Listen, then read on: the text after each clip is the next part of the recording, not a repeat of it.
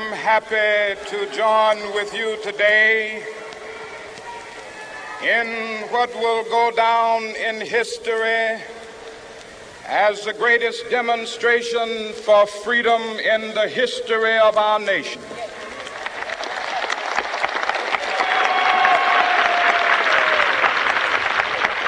50 years ago, a great American in whose symbolic shadow we stand today signed the Emancipation Proclamation. This momentous decree came as a great beacon light of hope to millions of Negro slaves who had been seared in the flames of withering injustice. It came as a joyous daybreak to end the long night of their captivity. But 100 years later, the Negro still is not free. 100 years later, the life of the Negro is still sadly crippled by the manacles of segregation and the chains of discrimination. 100 years later, the Negro lives on a lonely island of poverty. I have a dream that one day this nation will rise up and live out the true meaning of its creed.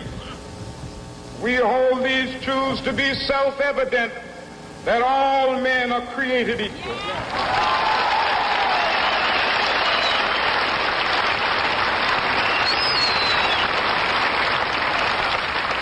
I have a dream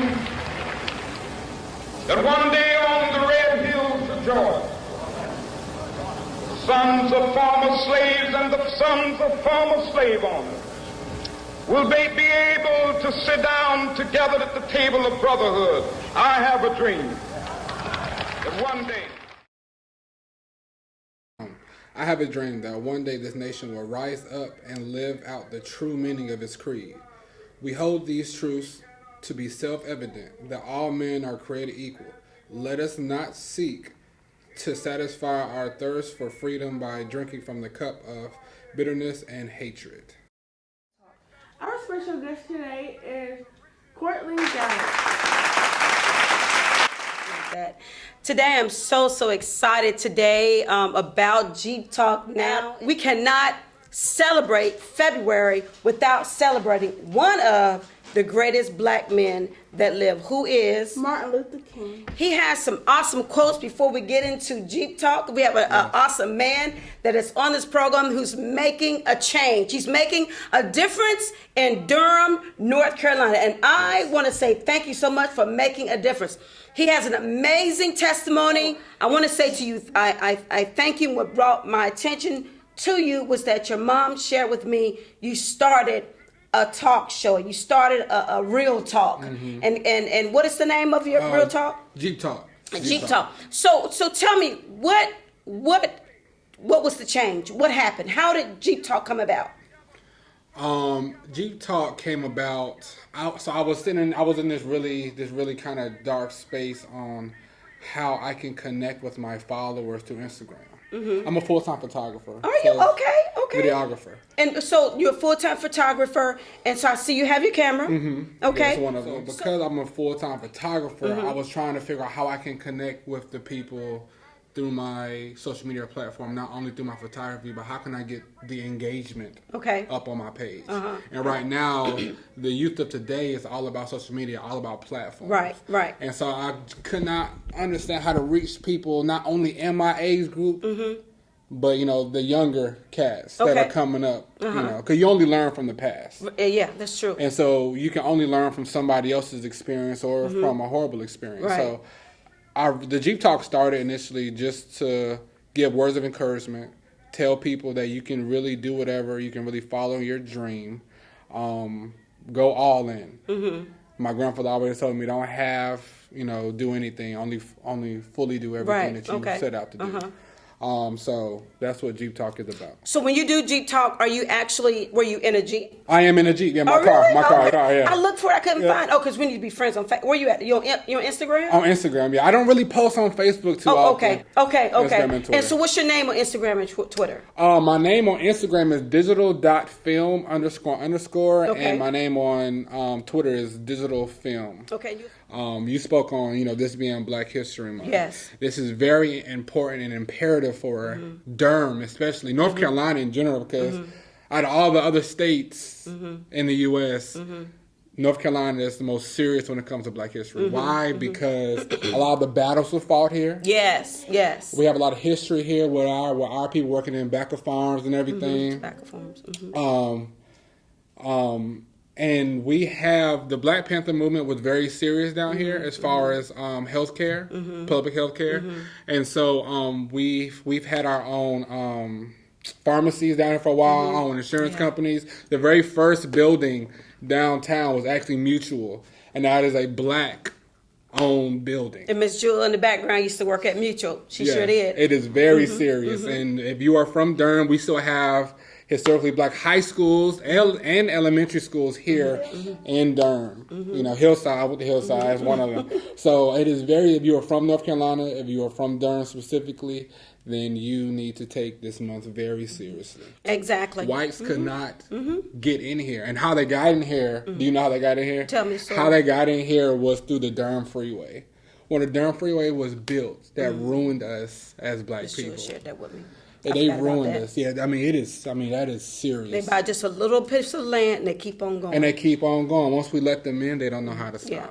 So, so they built the Durham Freeway and now wrecked all of our Black wealth economy. A lot of history here with our people working in backer farms and everything. Backer farms.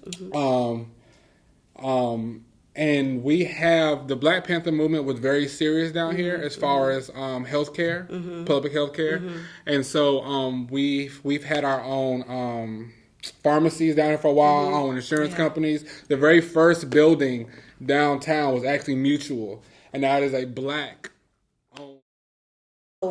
So there was a turning point in your life. He's a young man in his 20s. So you mentioned that you are a photographer and you work for some celebrities, and so you're a busy man. Tell us a little bit about your background, 'cause I believe. If anybody watching, if you're from Durham, I'm from Turnkey. That's East Durham. Okay. It is a big Crip territory. Oh, okay. I was heavily involved in my community at the time. I guess we can say that. Okay. Heavily involved in my community at the time. Gang violence was a thing in middle school, high school. It was a big thing. We did a lot of bad, but we also did a lot of good. Okay. It was still a brotherhood at the end of the day. Okay. We took care of our community. We made sure older people in our community had everything that they needed. But we didn't think outside of our community. That was the problem. Oh, okay. That was the problem. Okay. And like I said, we did do ignorant things. But me furthering my education and me having my son is what really made me, want to switch gears to something else. Because out of everybody that came in with me on my set, I am one of two that is still living and not incarcerated. Wow. So... yeah. Okay. Wow, that's amazing. So you are a Crip, yeah. ex-Crip, yeah. And so in that, well, you never really get out of it, but I'm not active. But Crips are Community Revolution in Progress. That's what Crip stands for. Okay. Wait, say it again. Community Revolution in Progress. So I learned something new today. Yes, okay. That is very serious. And like I said, there's a brotherhood. It's like being in a fraternity. Okay. You ride together. You're still together, you do whatever you got to do together. But number one that my big homie taught us was that you take care of your people. And you take care of where you live. Okay. He did not allow anybody to litter out there. He did not allow anybody to talk negative or down on our people. He did not allow us to disrespect any elder at all. Okay, that's good. Yes, we did. I mean, he was almost like on some Bumpy Johnson type stuff. He legit did toy drives. I thought that's exactly what I thought about. Yeah, just now. he legit did toy drives for the moms who was on Section 8, whose fathers, partners stepped out of their lives. He did turkey drives. Legit, he went and gave canned foods. He made us do it. Okay. It was a thing. So, being in the game is not all bad as long as your big homie he knows what he's doing. Leading you the right way. He's leading you the right way. Now, we did have a group of individuals on the set who he knew wasn't going to be anything. Right. And those are the people that he called to do the ignorance. Right. Okay. But I was one of maybe 7 who he knew something's not right with these kids. They're a little too smart for their own good.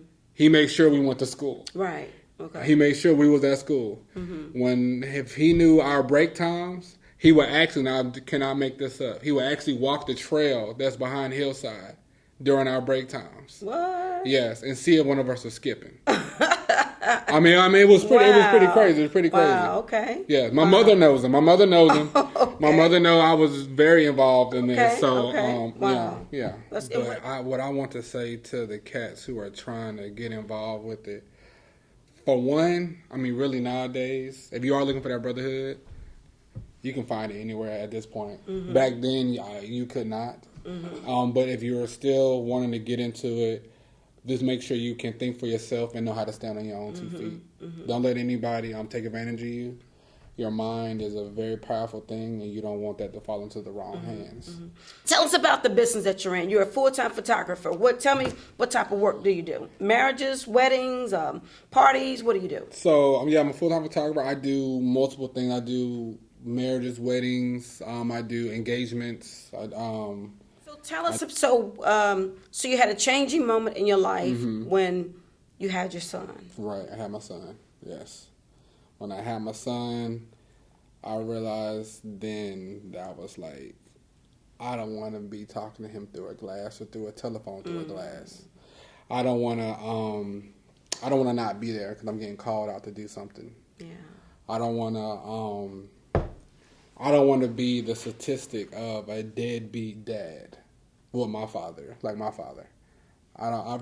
going to be in my son's life. And yes, and that was my whole mind, because my dad was not there for us. Yeah. My dad, I can count on one hand, no, 2 hands, how many times I've seen my father. My brother can count on one hand how many times he's seen our dad.